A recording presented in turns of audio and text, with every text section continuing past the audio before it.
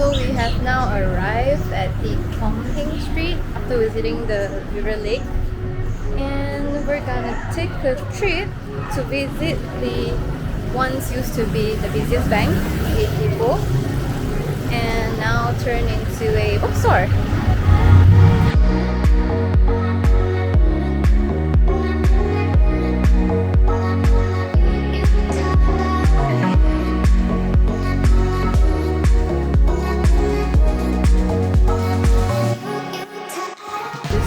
Is not your typical bookshop, trust me, because inside it used to be one of the most busiest bank in Ipoh.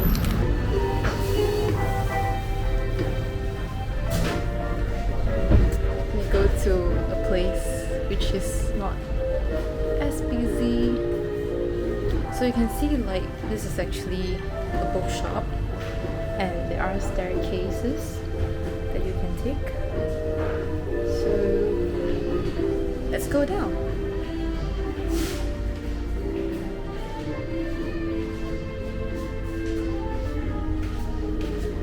It's pretty hippie, the flow and the design, and what I'm about to show you will be a very interesting part of the entire Ipoh. So because it's basically marked as one of its most historical building, and you can see like I've entered one of the, I would say it looks kind of like a locker room, and I think it's used to store deposits or like banknotes back in those days, but the real usage I'm not too sure about that. And if you're a fan who is into this kind of historical structures, architectures, then this is definitely for you. You must come to the Book Access Kong Hing when you are visiting Ipoh.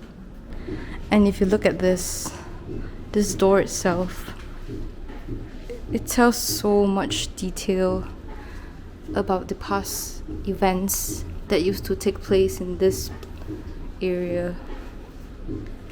And it's so cool. Even though they transform it into like a bookshop right now, but they still keep this part of the very important history here. And you can see these are the deposit boxes, storage lockers. I'm not too sure. They are turned into like bookshelves right now, but it's still kind of interactive, I guess, because like you can still try to open this, though it's already empty. I've checked, there's no banknotes left or remaining, but still it's a place where it shows you that the people here, they do cherish the histories. It's not every day you get to see things like this, so it's quite interesting.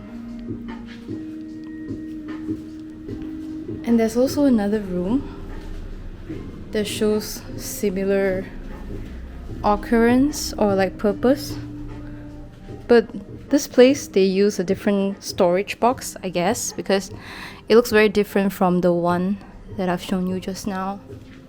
The color, the size, numbers. And can you imagine, like in the past, people actually build basements in the bank and they store important things like currency notes in one tiny storage locker with a code.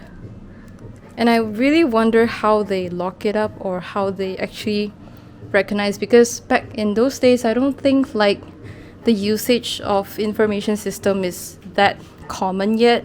So I believe like a lot of file keeping is done via paperwork. So I bet it's kind of messy and chaotic to do all those things manually without the help of a computer. But yeah, so at the other side of the lockers, you can actually see like it's a place to remember or like to credit to Jasmine Ahmad. She's one of the filmmakers in Malaysia.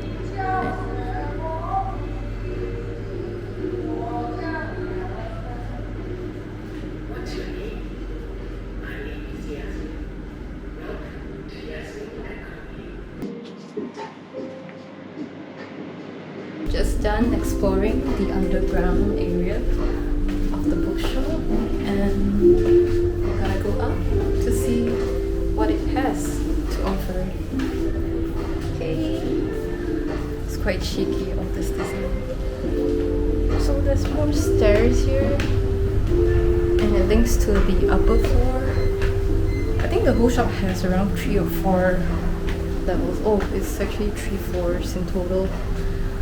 So the ground floor is where you enter via the main entrance, and the underground basement one is where you can take a look around the historical bank storage place. And the third level, which is the highest floor, is where they sell mainly kids' books. Ooh, and you can also get to see the street from out here.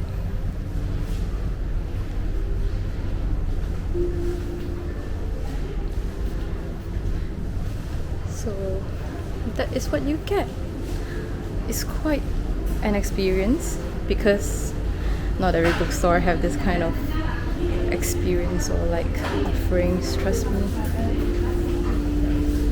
So we're gonna stroll around this floor because it seems like there are more things to look out from the window, and this is how it looks like from the inside. So you can see it's actually like connected to one of the busiest streets in Ipoh, and the whole building outside of it is just covered with plants. So it gives you kind of the eco building kind of vibe. It's quite fancy. And yeah, this floor mostly they focus on selling kids' books. And I think that's pretty much about the whole book access Kong. So there's another staircase here that connects from the highest floor to the ground floor. I'm just gonna bring you down the stairs. Ooh, for those who are afraid of heights, maybe this is not so recommended.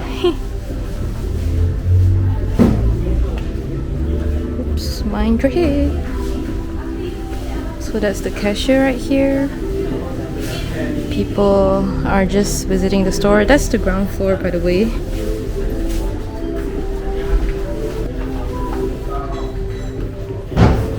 They sell a bit of the snacks here. And that's it. Tell me what you think about the bookstore, because to me personally this is a very interesting, maybe I use the word interesting too much, but it is very an interesting experience.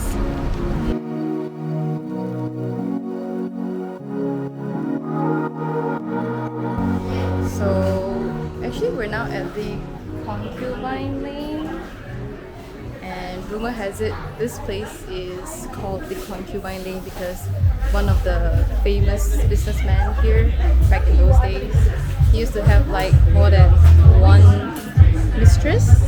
So this is named after one of his mistress, but it's not under like the real human name kind of name, but it's more like a contribution or like a credit to that particular person. And normally, see, it's crazy, there's like dinosaurs here. Normally this place is quite crowded during the early morning till afternoon sessions, but we're here around like 6 p.m, so it is much less crowded. This place used to sell like a lot of snacks. You can get like tofu far, soya, and there's a lot of like things to get you chilled, drinks, beverage and stuff. But Around this hour, a lot of the edible stalls, like the food stalls, they will be closed, and you are left with like a lot of souvenir shops and some places for you to buy some of the not groceries, it's more of like the accessories, you know, earrings, hairbands and stuff. So it's kind of like a mixture of modern business kind of vibe that is integrated together with the vintage kind of culture building. So we're just gonna keep strolling because the Concubine Lane is actually a very short distance. It's kind of like a food street, not street. It's like a market street. Yes, market street. That's the right word.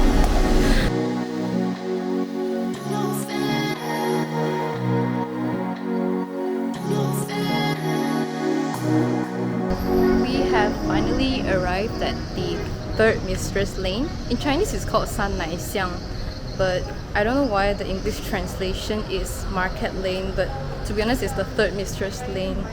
And here you can see a lot of like mural arts, which you can't find at the Concubine Lane. And this place is literally decorated with a lot of artistic elements. There's this one thing that I want to share. It's this place. Here. Okay, so I'm just gonna flip it over. Okay, so this place is part of the market lane. Oh, it looks kind of spooky, doesn't it? But it's actually not. Okay. This place actually leads to one of the cafes and the hotel here. But one thing that I want to share is that if you take a look at this, okay, there's this hole right here.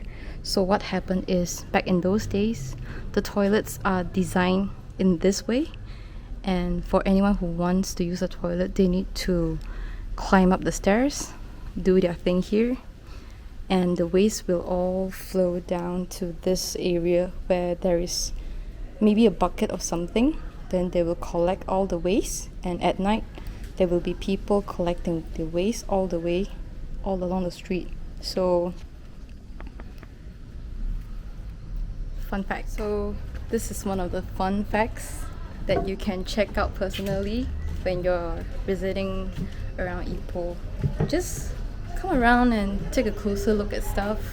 These kind of things, I don't know why they did not mention it out, because normally this kind of information people would like place it on a signboard or something, then they would just place right in front of that particular element or like structure. But here I think it's more like it's either you get a tour guide or you just get your homework check before coming over, you know, to visit the place in real life. And yeah, if you can notice, the third Mistress Lane is way much peaceful and quiet compared to the Concubine Lane. I think it's because like there's not much business going on here, but there's a lot of decor, so people are really just coming here, enjoying the art. Kids can play around and just take photos and enjoy the day. For me, I would personally prefer to come here around evening time because it's not that heaty and not that hot. But if you want like a more happier vibe or like a more crowdful vibe, then perhaps the afternoon is a better choice. So I'm a little hungry now. Let's get something to eat. And in Ipoh, the must-eats are definitely tofu pha, which means soy tofu, and the chicken rice. So let's look for chicken rice now. I'm so hungry.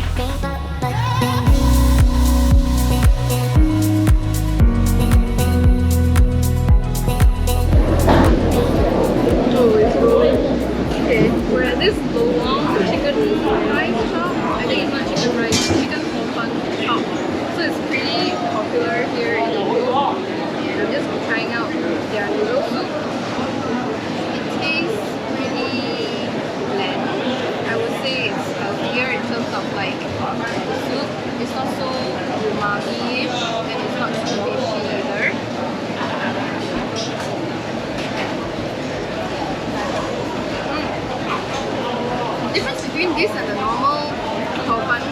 that I taste is that this is more herbally. So you actually get a sense of like herbal taste.